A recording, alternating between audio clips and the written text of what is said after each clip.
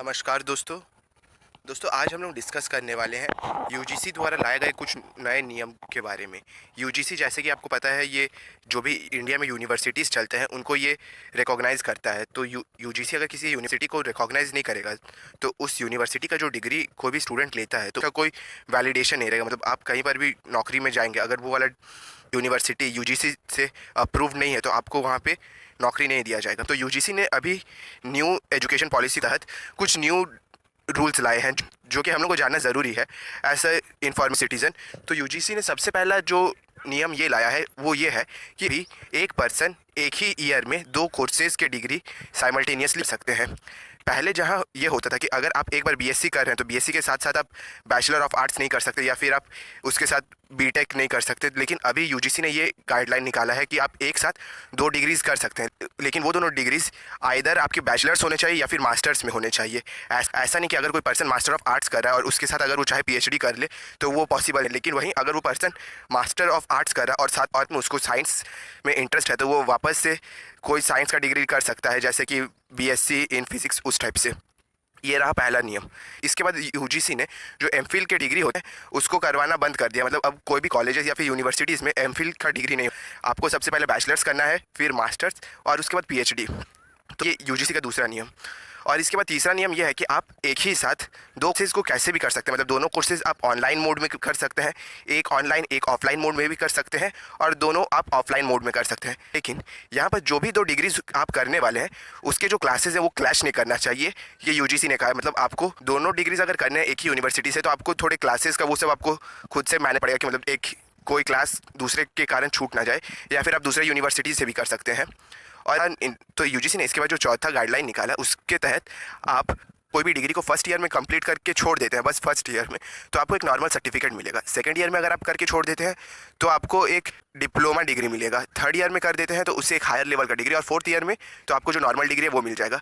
और इसी में एक और चीज़ ये है कि अगर आप जैसे कि कोई पर्सन बीएससी बीएड कर रहा है तो वो अपने फोर्थ ईयर में ये ऑप्ट कर सकता है कि उसको बीएड भी करना है। मतलब इसका मतलब ये है कि अब बीएड के लिए अलग से वापस से एडमिशन नहीं लेना पड़ेगा। यानी आप कोई भी डिग्री कर रहे हैं उसके फोर्थ ईयर यानी उसके फोर्थ ईयर या फिर लास्ट ईयर में आपको बीएड का ऑप्शन मिलेगा। अगर आपको करना है तो आप कर सकते हैं, नहीं तो आप बीएड छोड़ के आपका जो नॉर्मल डिग्री आप करने किए थे वो आपको मिल जाएगा। जैसे कि सीए कर रहे हैं तो बीसीए में जैसे आपको थर्ड ईयर तक ही होता है बीसीए, तो आप थर्ड तक बीसीए कंप्लीट कर लिए। इसके बाद फोर्थ ईयर में आपको ये ऑप्शन मिलेगा कि क्या आप बीएड करना चाहते हैं, आप इंटरेस्टेड हैं तो आप कंटिन्यू कर सकते हैं बीएड के लिए, या फिर आप वहीं थर्ड ईयर में छोड़ के आप अपना नॉर्मल जो बीसीए का डिग्री है वो ले सकते हैं।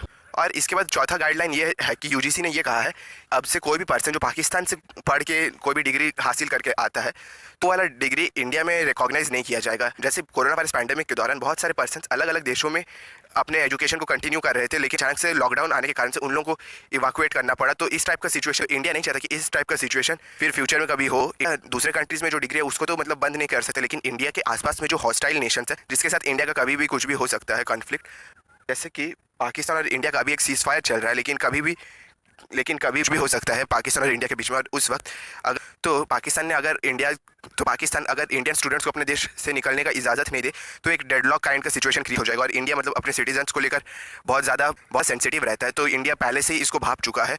और इसीलिए इंडिया ने जो भी पर्सन जो पाकिस्तान से डिग्री करते हैं उन लोगों को बेसिकली एक वार्न कर दिया कि आपका डिग्री अभी मतलब पाकिस्तान से इसके बाद करेंगे उस डिग्री का कोई वैल्यू नहीं रहेगा, इसलिए आपको इंडिया में ही करना चाहिए। अगर आप ये पूछेंगे कि पाकिस्तान में बेसिकली पढ़ने कौन जाता है, इंडिया में इतने अच्छे अच्छे इंस्टीट्यूशन है, तो पाकिस्तान में बेसिकली जो जम्मू कश्मीर के पीपल्स है वो लोग ज़्यादातर जाते हैं।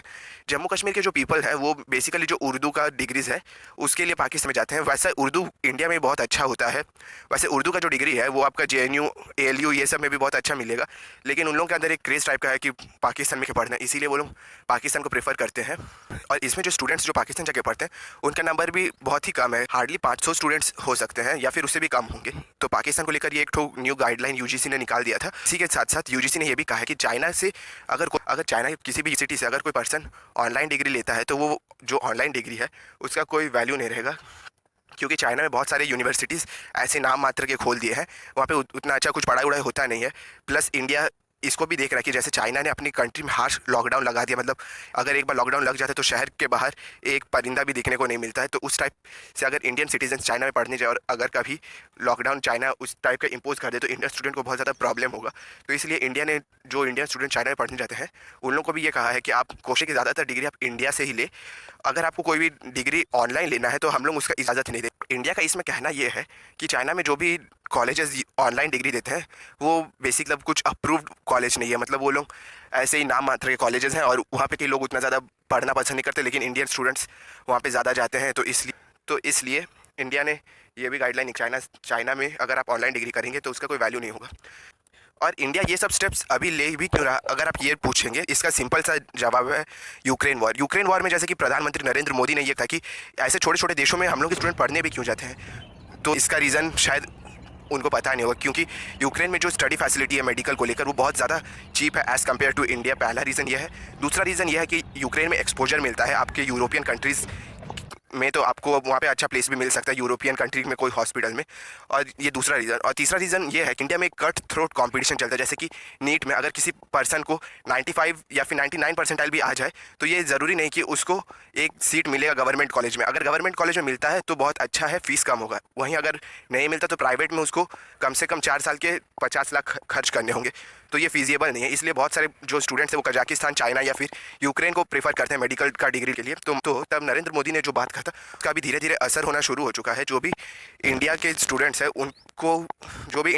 हैं उनका जो ऑप्शन है, मतलब ऐसे कंट्रीज़ पाकिस्तान या फिर चाइना में जब पढ़ने का, वो धीरे धीरे कम करते जा रहे हैं। पाकिस्तान में तो जैसे कि पूरा ज़ीरो कर दिया है। चाइना में अभी भी ऑप्शन बहुत ज़्यादा है, तो उसको भी धीरे धीरे लिमिट करने का कोशिश किया जा रहा है। और इसी के साथ ये वाला वीडियो का एंड करता हूँ। होप करता हूँ कि यूजीसी के द्वारा लाए गए नए गाइडलाइंस को मैंने आपको अच्छे से समझाया होगा। अगर फिर भी आपको कोई डाउट है या फिर कोई क्वेरी है तो आप मेरे को खोरा नहीं तो मेरे लिंक्डइन में पूछ सकते हैं। और अगर आपको मेरे ब्लॉग्स पढ़ने हैं तो आप डिस्क्रिप्शन में लिंक है, आप चेक कर सकते हैं। धन्यवाद।